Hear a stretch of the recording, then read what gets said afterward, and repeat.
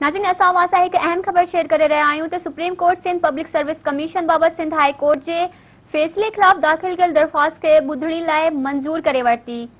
अदालत धुरियुनि खे नोटिस जारी कंदे तलब करे वरितो आहे। नाज़रीन चीफ जस्टिस गुलजार अहमद रिमार्क्स ॾींदे चयो आहे त छा हुकूमत मुस्तक़िलीअ लाइ धार तरीक़ा इख्तियार कया आहिनि, बिना कमीशन पास ऑफिसरनि खे मुस्तक़िल कीअं थो करे सघिजे, हुकूमत कानून खां हटी अहिड़ो कदम कीअं थी खणी सघे, इहो कमीशन पास ऑफिसरनि सां इम्तियाज़ी सुलूक हूंदो। नाज़रीन अदालत रिमार्क्स ॾींदे चयो त अहिड़ी तरह त अहल ऐं नाअहल ॿई बराबरि थी विया, ईअं त केर बि ऑफिसर बणिजी सघे थो। जी नाज़रीन असां अव्हांखे हिकु भेरो ॿीहर ॿुधाईंदा हलूं त supreme court Sindh public service commission बाबति सिंध हाई कोर्ट जे फैसले खिलाफ दाख़िल कयल दरख्वास्त खे ॿुधण लाइ मंज़ूर करे वरितो आहे। अदालत धुरियुनि खे नोटिस जारी कंदे तलब करे वरिता आहिनि।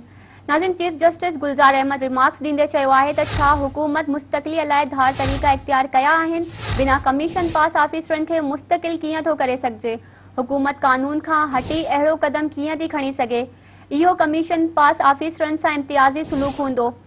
नाज़रीन अदालत रिमार्क्स ॾींदे चयो त अहिड़ी तरह त अहल ऐं नाअहल ॿई बराबरि थी विया, ईअं त केर बि ऑफिसर बणिजी सघे थो।